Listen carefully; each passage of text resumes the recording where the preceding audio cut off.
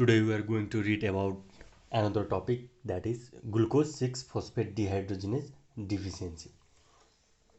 So glucose-6-phosphate dehydrogenase deficiency is a X-linked recessive disorder, and it is the most common human enzyme deficiency, and it is more prevalent among the African American population. And one of the common features we find in the people of glucose-6-phosphate dehydrogenase deficiency is that they are resistant to malarial infection, especially Plasmodium falciparum. What happens is that the malarial parasites are dependent on the HMP shunt. That means the malarial parasite need reduced glutathione for optimal growth in the RBC.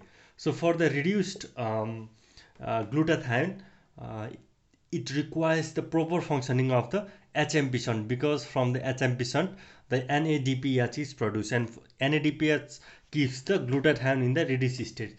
So if there is glucose-6-phosphate dehydrogenase deficiency, then there is impairment of the HMP shunt, and if there is impairment of HMP shunt, then there will be the no production of the NADPH, and if there is no or less production or defective production of the NADPH, then what happens, there is no more reduced glutathione. So reduced glutathione is not present, so there will be not optimal growth of the malarial parasite in the RBC.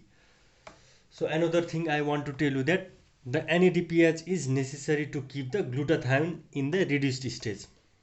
So this glutathione in the reduced stage, what it does, it detoxifies the free radicals and the peroxidase.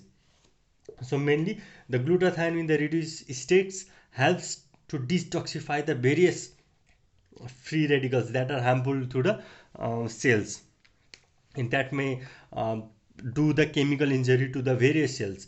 So reduced glutathione is very much important, and for the reduced glutathione, NADPH is absolutely necessary.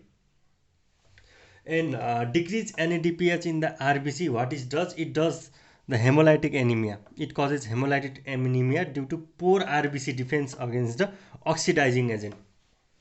There are various oxidizing agents, for example fivabin, sulfonamides, nitrofurantoin, primaquine, chloroquine, and antitubercular drugs. So you have to consider before administering those drugs. If you see a patient of glucose-6-phosphate dehydrogenase deficiency, then you should consider, so you should think before administering sulfonamides, nitrofurantoin, primaquine, chloroquine, and antitubercular drugs. As after administering those drugs, it can precipitate the hemolytic anemia. It can precipitate or exaggerate the glucose-6-phosphate dehydrogenase deficiency. So another thing, the membrane of the RBC also becomes very unstable.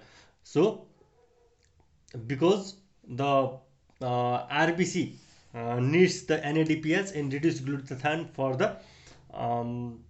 for their proper functioning of the for their cell membrane to become intact. So what happens, the cell membrane also become unstable. If there is any infection, there will be the inflammatory response, and that inflammatory response produce free radical that diffuse into the RBC, causing the oxidative damage. So this is the main thing you have to see.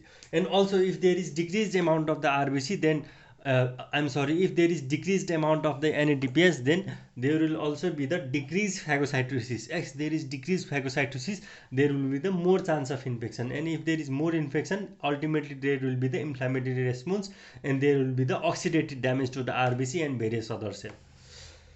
I want to explain certain thing about Hinge bodies. So Hinge bodies are the denaturated globin chains precipitate within the RBC due to oxidative stress. And bite cell. So the bite cell results from the phagocytic removal of the Hinge bodies by splenic macrophage. So these are the two things you can see, and you can see here the glucose-6-phosphate dehydrogenase, glutathione reductase, and glutathione peroxidase. That is maintaining the hydrogen peroxide damage, that is reducing the hydrogen peroxide damage by converting it to the water. So this is the main thing you have to see. So glutathione is mainly reduced here, and the reduced glutathione mainly helps to keep the helps to decrease the amount of hydrogen peroxide damage to the cell by changing it to water. So that's some of the glucose 6 phosphate dehydrogenase deficiency. I hope you understood this lecture. Thank you.